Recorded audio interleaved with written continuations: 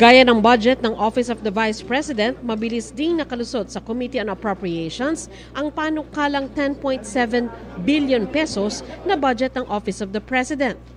Walang kongresistang nakapagtanong tungkol sa hinihinging budget ng opisina ni Pangulong Bongbong Marcos na may nakapaloob na 4.5 billion pesos na confidential and intelligence fund. Yon, 4.5 billion pesos na confidential fund ng Office of the President. Palakpakan. 4.5 billion na hindi kailangan ipaliwanag.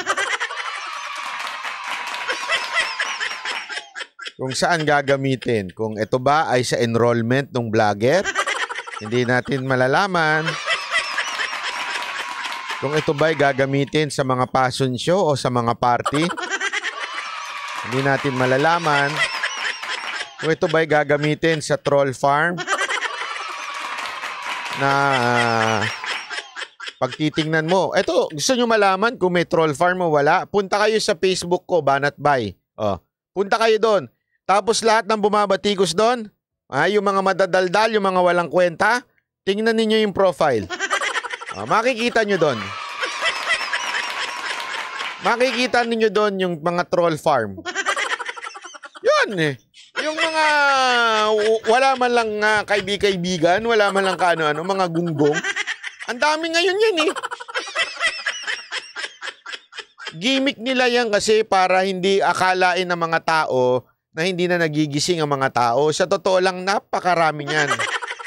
Ang dami po niyan. Magkano kaya dyan sa confidential fund na mapupunta dun sa mga Ensimada vloggers? Hindi, yung mga vloggers na nakaabang sa atin at lagi tayong content. Huwag tayong maglukuhan. May alam ako sa inyo, may budget kayo monthly. Lalong-lalo na yung gumagaya sa atin. Naku po. Yung mga bumabanat sa atin, naku po. Ang laki ng monthly niya mga yan. Sa bagay, sabi nga dati lang napagbigyan ng, nabigyan lang ng ano yan dati lang ano yan nagpupulot ng ano dyan sa karsada yan Tapos naging vlogger na? Oo, totoo. Ang daming ganyan. Yung nagpupulot-pulot lang dyan sa karsada. Nagbebenta ng bakal-bakal. Tapos ngayon, ayun na, meron ng monthly.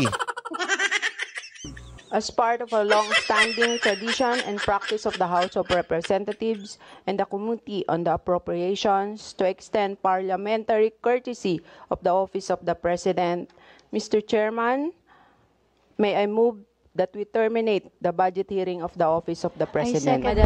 Agad namang nag-object ang minorya na binawi rin ang payagan silang magpahayag ng kanilang saloobin at kwestiyon. Pero nagulat sila nang biglang hingi ni Davao City Representative Isidro Ungab na aprobahan ang panukalang pondo ng OP.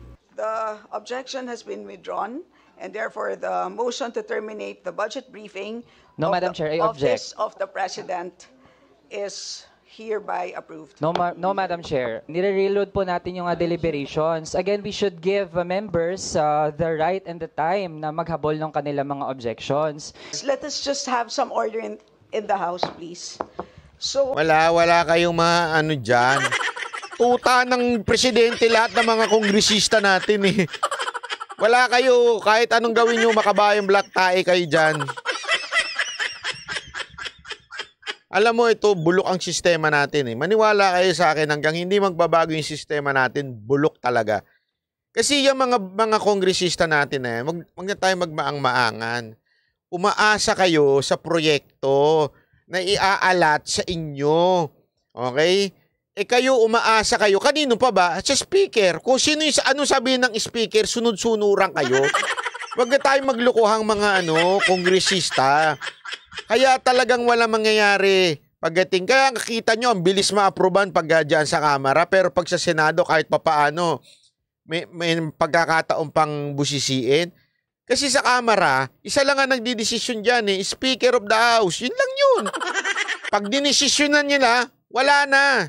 Pag sinabi niya ito ang kailangan desisyon, pag hindi ka sumunod, Yari ka, wala kang budget allotment dyan. Paano kung wala kang budget sa project mo? O di talo ka sa susunod na eleksyon. Tsaka paano ka makakakuha ng 20% sa mga bogus mong kontraktor? Diba? Totoo naman mga bogus yung kontraktor ninyo. Kaya nga, isipin nyo ito mula pa nung kopong-kopong, yung punyetang flood project na yan ang gatasan. Gatasan niya ng mga kongresista. Halos lahat ng lugar sa Pilipinas may flood project. Pero lahat naman baha. Nakakita mo yung flood project lahat ng distrito sa Pilipinas. Halos lahat merong flood project. Tapos, baha din naman. 60% na po. Hindi, 20% lang doon sa kongresista. May 20% pa sa kontraktor. At may 20% pa doon sa leadership. Kaya naging 60 yan Ganyan katindi dyan. Kaya nga 40% na lang ang nagagamit yun sa totoong materyales. Kasi 20-20-20 yan. Diba yun yung sinabi nito ni Tebes, sinabi na ni Magalong yan 20% doon sa kontraktor, may 20% doon sa kongresista, may 20% doon sa leadership. Ano pa natira? 40%.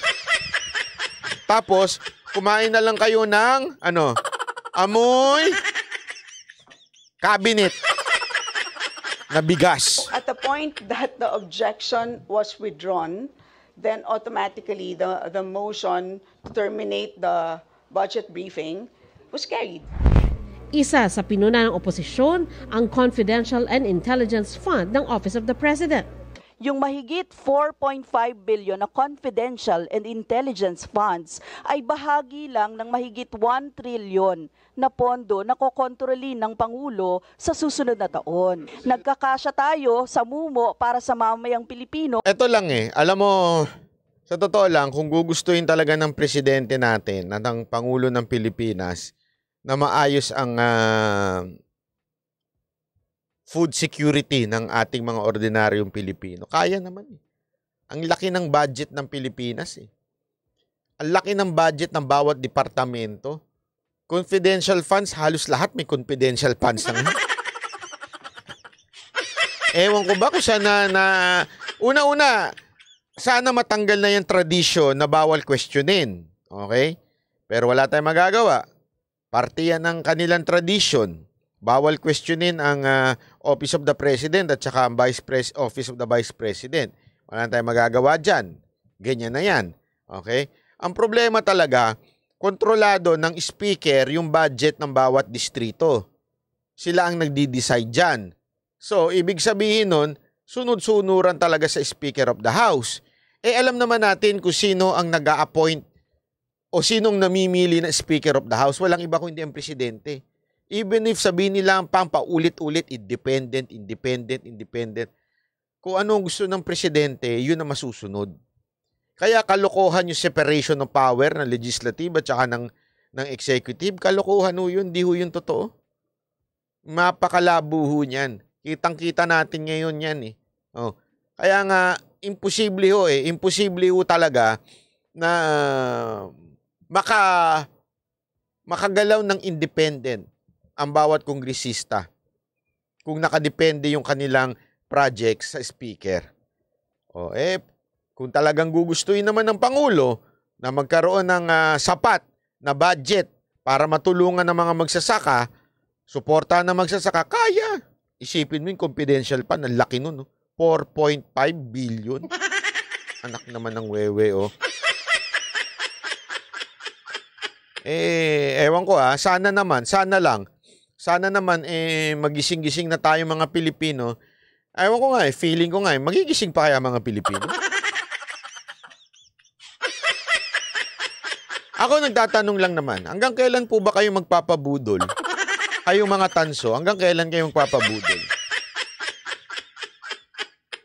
Ewan ko ang hilig yung bumoto bumoto ng mga laki sa layaw, tapos bigla magrereklamo kayo, gutom kayo.